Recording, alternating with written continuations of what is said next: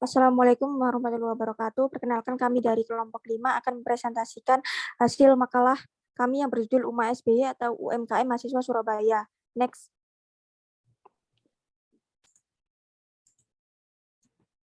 Berikut ini adalah anggota dari kelompok kami. Next.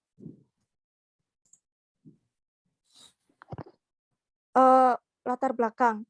UMA SBY merupakan suatu website yang bertujuan sebagai wadah untuk mempromosikan UMKM di kalangan mahasiswa khususnya daerah Surabaya. Saat ini, teknologi menjadi salah satu solusi untuk membangun UMKM, terutama dalam lingkungan mahasiswa, walaupun terdapat daya saing antara para pelaku UMKM. Dengan kondisi tersebut dapat meningkatkan kreativitas yang beragam agar para mahasiswa mampu membranding UMKM-nya agar mencapai target yang diinginkan. Website UMA SBY ini berperan sebagai inkubator bisnis yang salah satunya terdapat program untuk membantu para mahasiswa untuk mempromosikan usaha atau UMKM-nya yang sedang mereka rintis atau jalani. UMA SBY juga akan mengadakan seperti bazar yang mana untuk event tersebut sebagai ide baru untuk memperkenalkan produk UMKM mahasiswa secara luas di kalangan masyarakat. Hal ini menyebabkan UMA SBY juga sebagai wadah bagi anak-anak muda untuk terus berkarir dalam membangun usaha UMKM-nya dan mampu memberikan ide atau inovasi baru dalam sebuah bisnis untuk menghadapi persaingan bisnis UMKM. Next.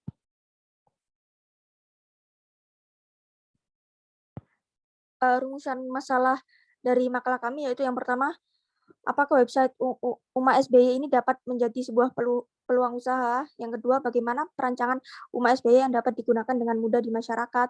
Ketiga, bagaimana website UMA SBY dapat diperkenalkan kepada masyarakat? Tujuan dari pembuatan makalah ini yaitu yang pertama dapat mengetahui peluang usaha dalam bisnis jasa pelayanan website UMA SBY. Yang kedua yaitu untuk mengetahui kemudahan akses website UMA SBY pada masyarakat. Yang ketiga yaitu dapat mengetahui bagaimana website UMA SBY dapat dikenal dan diterima masyarakat. Next.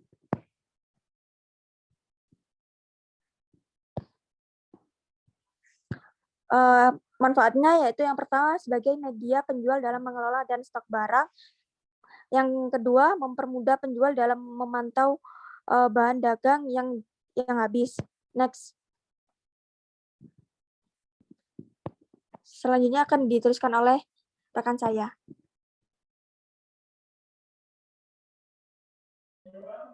Pada pembahasan kali ini terdapat studi kelayakan.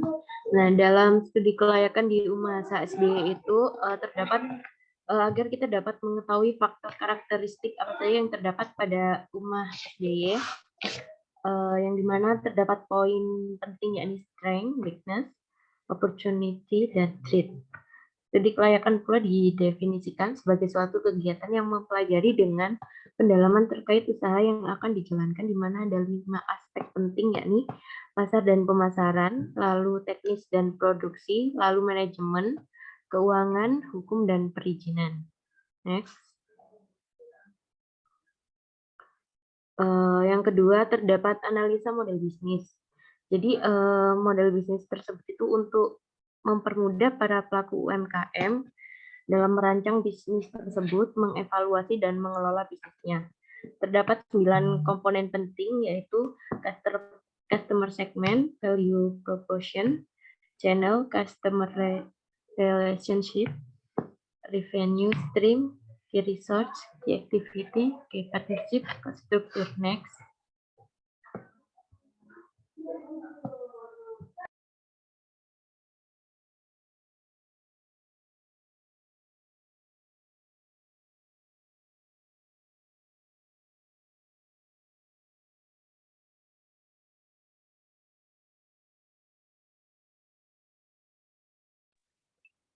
Yang selanjutnya yaitu sistematika penulisan bisnis plan.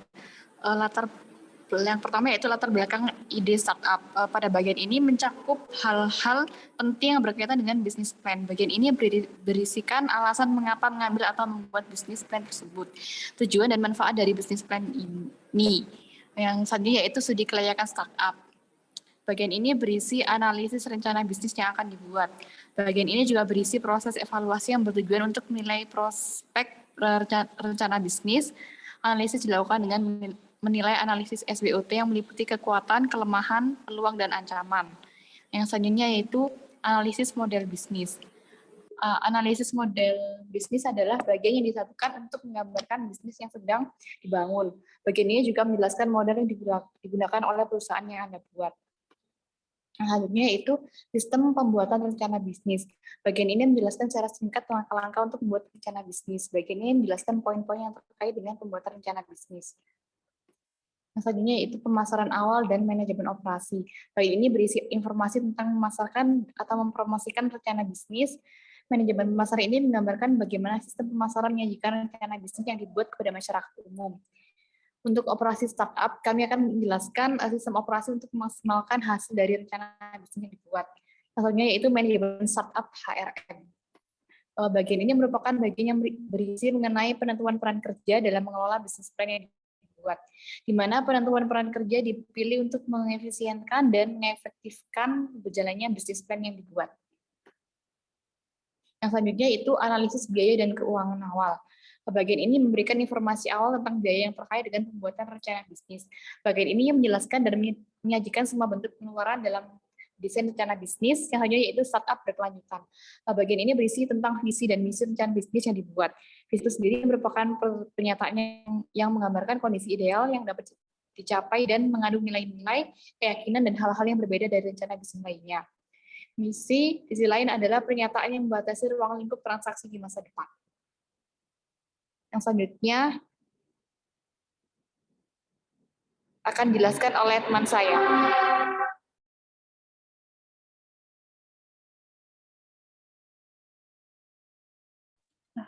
Untuk selanjutnya ada manajemen pemasaran dan juga operasional startup. Nah, untuk perusahaan startup atau yang biasa disebut UMA SBY perlu melakukan riset pasar guna mengetahui kebutuhan pasar dan memperluas pasar agar para UMKM mahasiswa yang ada di Surabaya itu dapat memenuhi kebutuhan yang mereka perlukan. Dengan adanya hal ini, UMA SBY dapat melakukan peninjauan kembali terhadap hasil riset yang didapatkan untuk mengantisipasi adanya ancaman maupun permasalahan terkait strategi pemasaran. Nah, berikut ini merupakan salah satu strategi pemasaran yang dapat diimplementasikan pada suatu perusahaan startup UMA SBY yang terlaksana strategi yang lebih realistis. Nah, di sini menurut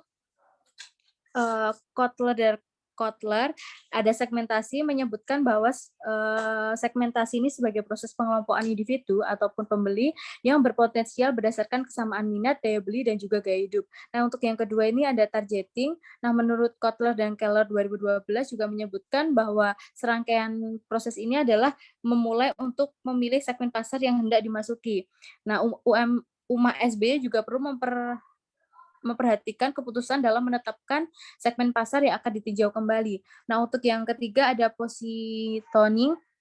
Nah, di sini menyebutkan bahwa kegiatan perancangan penawaran dan juga citra perusahaan dalam upaya mendapatkan tempat khusus. Nah, di sini UMA SBY juga bisa membuat suatu inovasi untuk menanamkan kesan yang kuat dan selalu diingat dalam bentuk dan pikiran masyarakat. Next. Nah, dengan adanya strategi tersebut, diukur dari kesuksesan startup bisnis, ada Corey Love, John M., dan juga Mempel dan Douglas Crute menyebutkan dalam bukunya bahwa mengenai kesuksesan bisnis didukung oleh beberapa faktor. Ya, ini ada faktor internal. Yang pertama ada technical competition, yaitu sebuah kemampuan atau kompetensi pada aspek penyusunan bentuk usaha dan juga sistem yang dipakai dalam menjalani usaha. Nah, untuk yang kedua ada marketing kompetensi, adalah kompetensi yang dibutuhkan untuk menemukan pasar yang tepat, fokus terhadap pelanggan, dan juga menjaga keberlangsungan hidup perusahaan. Nah, untuk yang terakhir ada financial competition, merupakan kemampuan di bidang keuangan yang bermanfaat untuk mengatur keuangan, pembelian, penjualan, dan juga pembukuan. Setelah itu ada juga yang menyebutkan human relation, yaitu sebagai kompetensi dalam mengembangkan relasi personal sebagai kemampuan komunikasi dan juga membangun sebuah jaringan. Next.